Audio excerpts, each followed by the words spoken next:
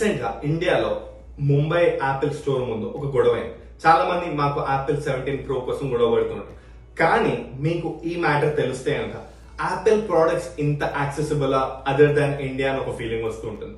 ఇండియాలో ఉన్నట్టే Airtel, idea, Jio లాగా యుఎస్ఏ లో AT&T, వెరైజన్, T-Mobile లాంటి కంపెనీస్ ఉంటాయి. అవి ఏం చేస్తూ ఉంటాయి అంటే అవి మేజర్ కంపెనీస్. వాటి మధ్యలో కాంపిటీషన్ కోసం యాపిల్ ప్రోడక్ట్స్ అన్ని వాళ్ళు తెచ్చేసుకుంటూ ఉండి మీకు ఇన్స్టాల్మెంట్స్ లో వాళ్ళు ఇస్తూ ఉంటారు. ఈ ఇన్స్టాల్మెంట్ ని ఏ విధంగా ప్లాన్ చేస్తారు అంటే, ఫర్ సపోజ్ ఇప్పుడు కొత్తగా 17 Pro లాంచ్ అయింది అనుకుందాం. మీ దగ్గర 16 Pro ఉంటే మీరు 16 Pro మీరు మా కంపెనీతో ట్రేడింగ్ చేస్తే మీకు కొత్త బ్రాండ్ న్యూ 17 Pro ఇచ్చేస్తాము. సో $1000 మీకు ఆఫ్ అంటాడు. సో రిమైనింగ్ ట్యాక్సెస్ ఏమన్నా అవన్నీ మీరు 36 months లో మీరు కట్టచ్చు. అదే మీ దగ్గర 15 Pro ఉంటే $800 ఆఫ్, లేకుంటే 14 Pro ఉంటే $700 ఆఫ్, 13 Pro అంటే $500 ఆఫ్. అలా ఇచ్చి రిమైనింగ్ ప్రైజెస్ ఏవైతే ఉన్నాయో అవన్నీ మీరు 36 months ఇన్స్టాల్మెంట్స్ లో కట్టేసుకోవచ్చు. So this feels so simple. And వాడు ఏం చేస్తున్నారంటే ఈ 36 months మీరు వాళ్ళ ఫ్యామిలీలో ఉండేటట్టు, సో మీరు ఒక ఫ్యామిలీ ప్లాన్ క్రియేట్ చేసుకొని పోస్ట్ పెయిడ్ లాగా ఒక 5 people పెడితే కనుక పర్ పర్సన్ $35 మీకు ఈ సిమ్ నెట్వర్క్ వాడుతున్నందుకు పడుతూ ఉంటుంది. So this feels easier because usual గా మీరు ఒక్కళ్ళే ఉండి సిమ్ కార్డ్ లో ఉండాలి అంటే కనుక it charges to more than $50 plus. So ఈ విధంగా ప్రతి కంపెనీ ఇది ఒక స్ట్రాటజీ వాడుతూ ఉంటుంది. అండ్ మీరు ఒకవేళ T-Mobile లో అంటే వెరైజన్ వాడు మీకు పాత మోడల్ ఉన్నా మేము మీకు $1000 ఇస్తామని చెప్పి మిమ్మల్ని ఇలా డ్రాగ్ చేస్తూ కంపెనీస్ అన్ని ఇలా కంపీట్ అవుతూ ఉంటాయి.